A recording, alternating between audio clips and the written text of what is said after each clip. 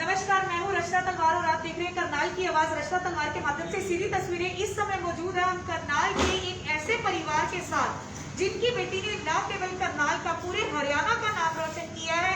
जो आज करनाल से अभिजीत कौर हमारे साथ मौजूद है, जो बिहार की पुलिस डीएसपी लगी है। आइए कैसे सफर ये तय हुआ सारा डीएसपी तक का, एक नॉर्मल बेटी कैसे डीएसपी बन गई, उसने ये सपना कैसे पूरा किया। बहुत बहुत मुबारक हो आपको। क्या कुछ कहना चाहेंगे, ये सफर पूरी जर्नी आपकी कैसी रही कि एक बेटी करनाल की आज डीएसपी के पद पर है, कैसे हुआ है? जर्नी बहुत आसान नहीं रही, काफ़ी फेलियर्स भी देखने को मिले, पर मैं बहुत लकी थी कि मेरे पेरेंट्स और टीचर्स ने मुझे सपोर्ट किया। एक लड़की होते हुए भी इतना ज़्यादा सपोर्ट किया, इतना ज़्यादा ट्रस्ट किया मुझमें, और बचपन से ही मुझे प्रेरित किया कि मैं एडमिनिस्ट्रेटिव सर्विसेज की तरफ जाऊँ और लगातार मेरा कॉन्फिडेंस बूस्ट करते रहे। तो बचपन से ही एक जब कॉलेज में स्कूल में पूछा जाता था कि आपका रोल मॉडल क्या है, आप क्या बनना चाहते हैं, तो हमेशा पुलिस ही आता था, किरण बेदी जी ही आती थी। तो तब से प्रेरित रही हैं, उनकी बुक्स पढ़ी, तिहाड़ जेल के रिफॉर्म्स उन्होंने किए, तो वहाँ से बहुत मोटिवेशन मिला डेफिनेटली। तो फिर तब से एक मन में तो था ही शुरू से कॉन्स्टेंटली। फिर ग्रेजुएशन के बाद प्रॉपर प्रिपरेशन शुरू किया, फिर यूपीएससी के एग्ज़ाम्स के मेन्स लिखा, बट वो क्लियर नहीं हो पाया यूपीएससी, और वो फेलियर्स देखने को मिले। बट बहुत ज़्यादा सपोर्ट सिस्टम भी बहुत ज़्यादा स्ट्रॉन्ग। कौन सा रैंक हासिल किया है आप? मैंने रैंक किया है 130 130 और डीएसपी की पोस्ट होती है। जैसा कि मैं आपको करनाल की जनता को ये बता दूं, जो बेटी मेरे साथ है उसने फर्स्ट अटेम्प्ट में ये एग्जाम क्लियर किया है। आइए अभिजीत से जानते हैं, बच्चे जो है पहला, दूसरा, तीसरा, चौथा कितनी कोशिशें करते हैं, क्लियर नहीं हो पाता है। फर्स्ट अटेम्प्ट में कैसी फीलिंग आई जब पता चला क्लियर कर लिया है? एक पल के लिए पहले विश्वास ही नहीं हो रहा था, इतनी बड़ी अचीवमेंट फाइनली, इतने सालों की जो मेहनत रंग लाई है, फाइनली हो गया। बहुत ज़्यादा खुशी हो रही है, और अब लग रहा है कि और भी ज़्यादा रिस्पॉन्सिबिलिटी बढ़ गई है कि मेरी पोस्ट सरकार ने हमें दी है। तो कोशिश करूँगी कि उसकी इंटेग्रिटी मेंटेन रहे और अच्छे से काम करें। सरकार को क्या कुछ कहेंगे, बिना पर्ची खर्ची के डिजर्विंग जो कैंडिडेट्स हैं, डिजर्विंग जो हमारे बच्चे हैं वो हासिल हो रही है, उनको उनकी पोस्ट मिल रही है, तो कैसा लग रहा है ये बदलाव? बहुत अच्छा लग रहा है, और उनका शुक्रिया अदा करना चाहूँगी कि किसी भी मोड पे ऐसा नहीं लगा कि हमें एक एक्सटर्नल हेल्प की ज़रूरत है, और बहुत ही ज़्यादा फेयर रिज़ल्ट आया। और टाइम ज़रूर लगा, बट रिज़ल्ट फेयर रहा, तो हमें बाकी बहुत खुशी है। और इससे जितने भी पढ़ने वाले बच्चे हैं उनको प्रेरणा मिलती है कि वो कर सकते हैं, वो आगे जा सकते हैं, सिर्फ पैसों की ज़रूरत नहीं है।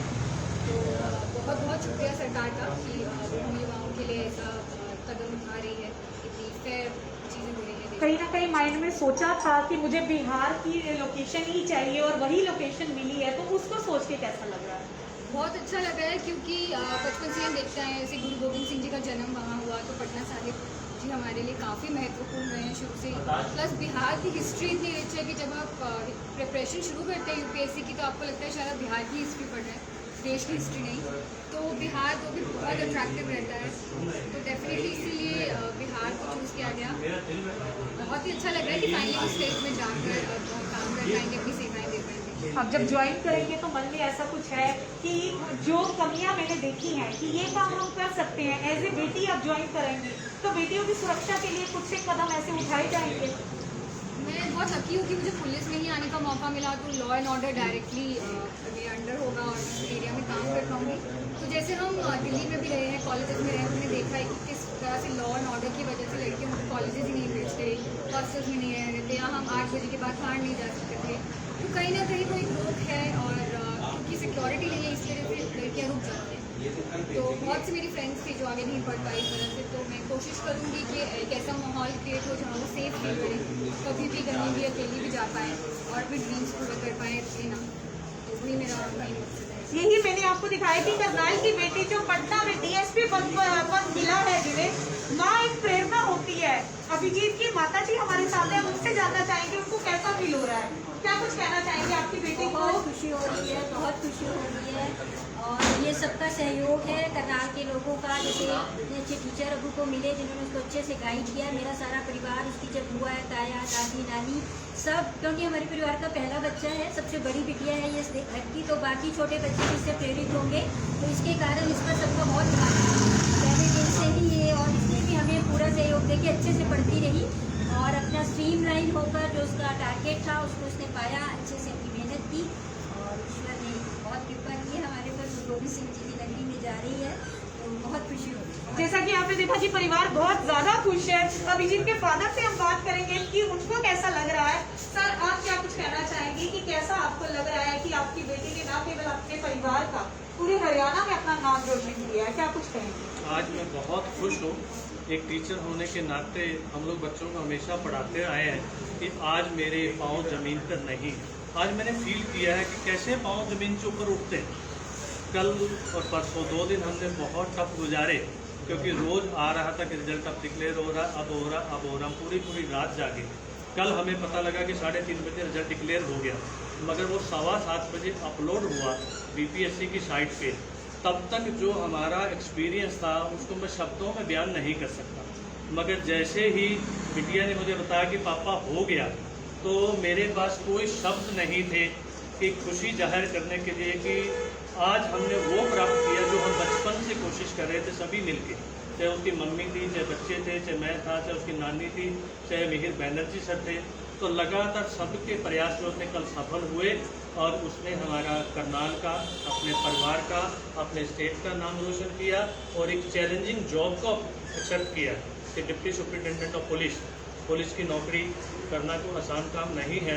जैसा कि इंटरव्यू में उन्होंने उसको बताया कि आप बड़े खुशी से डीएसपी बनना चाह रहे हो, मगर जब फील्ड में आओगे तो पता चलेगा।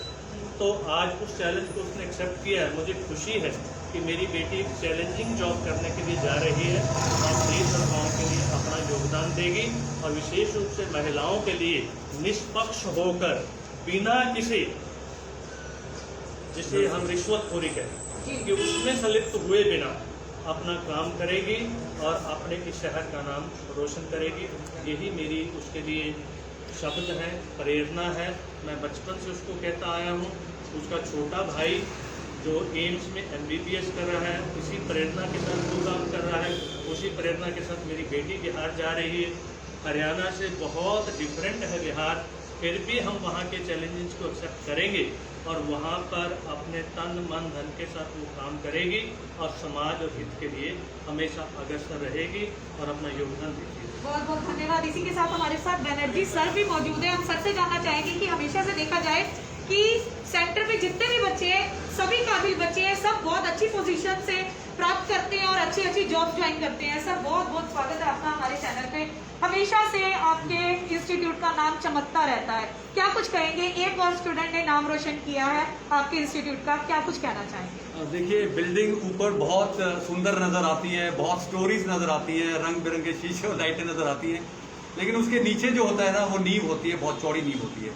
वो नींव जो है वो दबी हुई होती है, वो दबे हुए होते हैं टीचर्स, तो कहीं ना कहीं जो है वो बच्चों को प्रेरित करते हैं, एक सोच देते हैं और स्काई स्क्रैपर, एक ऊंचाई को, बुलंदी को छूने के लिए प्रेरित करते हैं। मैं ये कहना चाहता हूँ कि आपने बिल्कुल सही कहा, बैनर्जी एकेडमी से ये बच्चा जो है तकरीबन 125 से ऊपर का नंबर का बच्चा है, क्योंकि इससे पहले IAS, IPS, DSPs, NDA में बच्चे टॉपर। और बेस्ट पार्ट ये कि सिर्फ सिलेक्शन से मतलब नहीं है, हमें पोजीशंस हैं, चाहे वो हरियाणा जुडिशियल सर्विसेज की टॉपर प्रिया गुप्ता थी इस साल की, या MP जुडिशियल सर्विसेज की स्वाति शर्मा थी नीलमगढ़ी से, जो MP में टॉप किया।